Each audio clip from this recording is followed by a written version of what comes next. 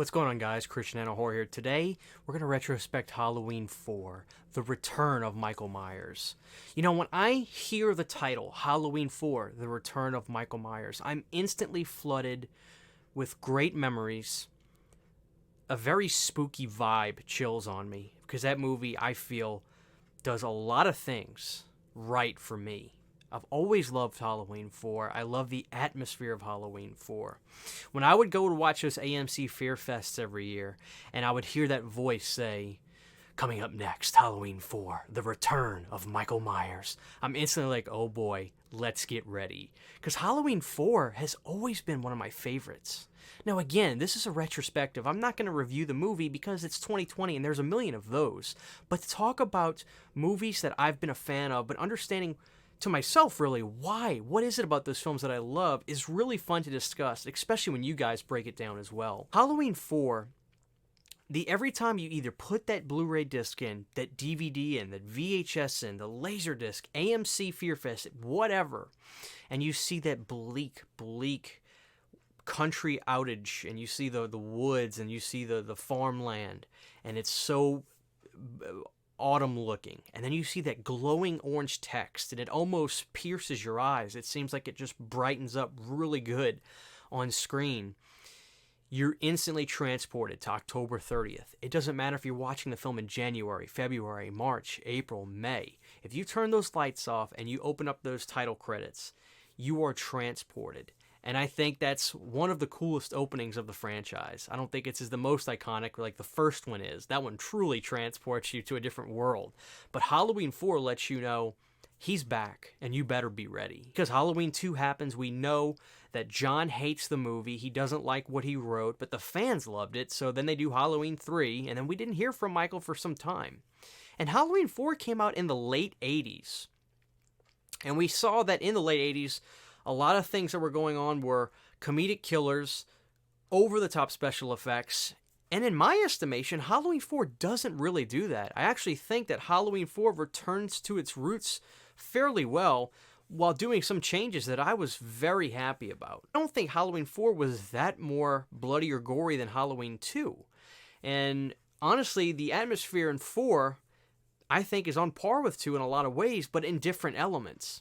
Halloween 4 really takes the essence of the small town vibes that Halloween 1 had and brought it over fairly accurately. I really like the vibe of the town in 4. I really like the night that they're trick-or-treating together in those suburban streets. I loved that stuff, and I think it's so important in a Halloween film. I love seeing it.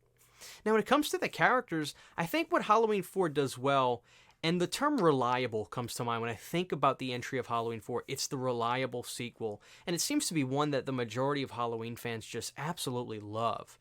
The characters in Halloween 4, while they do have the entertaining ones, you've got the meeker girl, and you've got Brady who just jumps to a different girl whenever Rachel's not available. You know, Rachel is that girl next door. And she doesn't really do anything to aggravate the audience, and she's plays it pretty straight. She's just a normal girl. And then you've got Jamie, played by Danielle Harris. And I know this may sound weird, but even till this day, when I watch Halloween 4, I feel like I relate with Jamie. And I know that seems weird, but whenever I think about certain scenes in the movie, it brings me back to my childhood. I grew up in New Orleans, and Halloween was this huge event in my subdivision where I grew up. They actually had to blockade the subdivision off after a certain number of people came in because it was that packed. Decorations were everywhere. Guys were wearing horrifyingly scary costumes. And I can remember as a kid, these guys didn't care. It was ruthless, and I would be terrorized walking up and down the street with my mom, and guys in big suits would come at me like this, and there were guys dressed like Michael Myers with knives. It was a different world. Now I don't think you could walk around with a real blade in your hand anymore like they did back in 1996, 97. It was wild.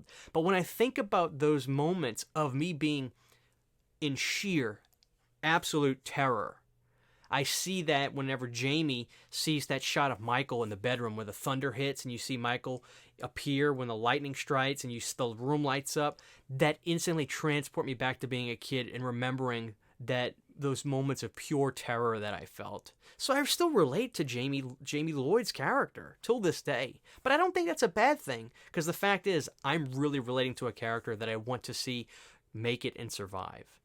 And then a few other elements that really just I love about this movie. I was always a bigger fan of the bigger Myers. I like the bigger, stronger Myers.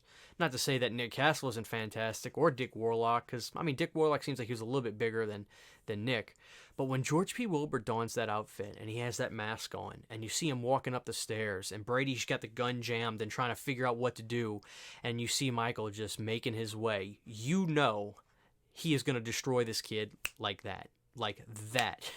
And he does, rightfully so, and it's horrifying seeing Michael just grab him by the neck and lift him up. That's what terrifies me more than anything, because you know when push comes to shove, if you're cornered by that Michael Myers, you are not going to get out alive, and it's not going to be easy. It's going to be easy for him to dismember you. And I just always were more fearful of those kinds of Myers. So I love George P. Wilbur. He's my all-time favorite actor to portray Michael Myers. And Part 4 is quite honestly one of my all-time favorites. And then Dr. Loomis in this film, I think, is awesome. Each scene in this movie just feels like this great build-up to finding him again. And it feels really authentic and real to me. And then when Loomis shows up to the hospital and he talks to the doctor and he says, "Take a good look." And I'm instantly flooded with that remembrance of the hospital scene where he gets ready to hit that lighter and blows them all up. I instantly remember that. That it takes me right back. In a perfect world, I would take Halloween 4, and whenever you see that, you see the flashbacks of the hospital blowing up in the movie. That would have been perfect. But as big fans of the franchise, we kind of bring those elements into our own mind when watching it. So I love the fact that even though they probably should have died, the fact is they're not. They're here. And I instantly have my memories flooded back to Halloween 2, which just brings me deeper and deeper into the story. I love the portrayal of Michael in this film. He's a threat. He's no nonsense, and he is a force to be reckoned with. And then the fact that Loomis has help this time makes it even more scary, because it's like Michael is unstoppable. You know, in the first one, Loomis has to convince the cop, "Dude, listen to me. This is what's going on." But in Halloween 4, Sheriff Meeker and everybody are like, "Lock it all down. We're stopping this guy tonight." He got help. And still, Michael was one step ahead the entire movie. I just think this is one of the greatest 80s slashers. I am a huge fan of Halloween 4. And every time I'm watching Fear Fest and I hear, "Coming up next, Halloween 4, the return of Michael Myers," I'm just like, oh boy, it's main event time, because I see Halloween 4 as a main event Halloween movie. It's always been like that. That's one of the few Halloween entries that I've never changed my mind much on. I've always been in love with that movie, and I'm flooded with great memories when I watch it. So what is your story with Halloween 4? What was the first time you watched it? Did it change for you over the years? Do you like the vibe of the movie? Do you think it's a worthy sequel to Parts 1 and Parts 2? What is your thoughts? This is Christian Henna Horror. I'd love to hear what you guys have to say about the return of Michael Myers. And don't forget, he's back.